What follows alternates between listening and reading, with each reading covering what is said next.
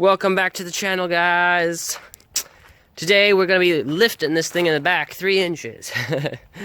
You're like, why? It already has 4.5. Well, if you saw in the other video, the video just before this, I measured it, and it has 3 in the back and 5 in the front. And my goal here is to get 6 inches of lift, all without a slip yoke eliminator. I know that's crazy, but I'm going to try it, and if it doesn't, it'll break, and I'll have to fix it. But, aside from that, it already has the transfer case drop back there. I don't know if you can see it, but it's dropped 1 inch, so the drive line doesn't look too bad, not a bad angle. So I'm hoping I can get 3 inches more, because it's already sagged 2. So if I add 3, I'm only adding 1 more inch. But, who knows what that 1 extra inch is going to do. So, anyways, that's what we're going to do today. And if you want to know how to measure your Jeep, just look up my previous video. But yes! Anyways, I got these things for rough country, anyways. And I got these 3-inch blocks, hefty enough. And then I got some, I forget if they're 9.5 or 10-inch U-bolts to replace the ones I have. So, first things first we're going to do is we're going to have to jack up the back, take the wheels off. We'll put it on stands first. Make sure you do that first. And then we'll be able to drop the axle and then put the blocks on. So let's go do that. Which was simple enough. Got that in place.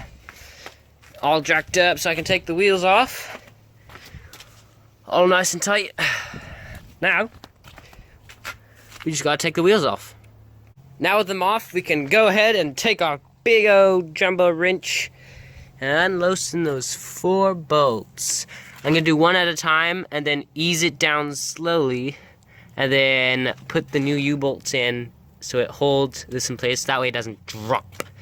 So we'll do one at a time, but let's undo those bolts, shall we?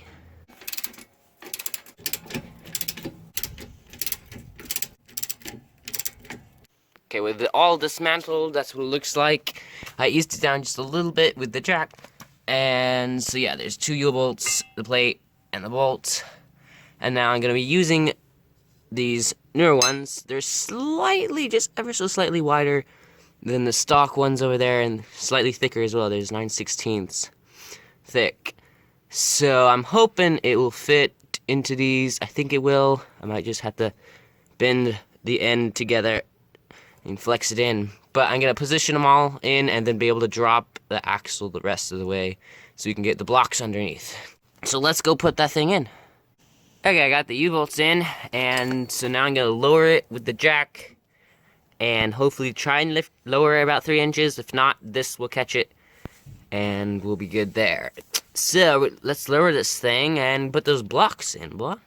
Okay, I dropped it down. I had to drop it all the way down just so I could use the jack, whatever, and get everything situated. But once you do that, I actually had to grind a little bit of that tab, I don't know if you can see it, down.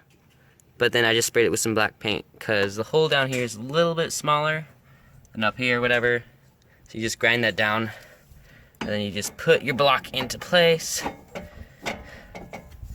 Oh, you gotta make sure you do it the right way because there's a slight angle to these things, so that way it angles up and helps your drive line. So you actually want to put it that way, so with the angle down, and put it in place. That way when it goes up, it turns the axle, so it's less of an angle. But yeah, with that in place, we can basically lift it up and tighten it all down. I might have to replace the brake lines because they're super tight. And if we go over here, I've already done a lot of it on this side, but to get the angle right for tightening it over there, I had to do this. And I put the blocks in and this just to hold it in place, but that way I can flex it just a little bit.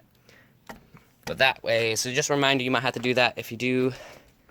But all we have to do is tighten these down both sides and we'll be golden. So let's quickly do that for you guys and see what she looks like. Kaboom! We're done, people! We all got it all tightened up. All the things are tightened. It looks awesome in there.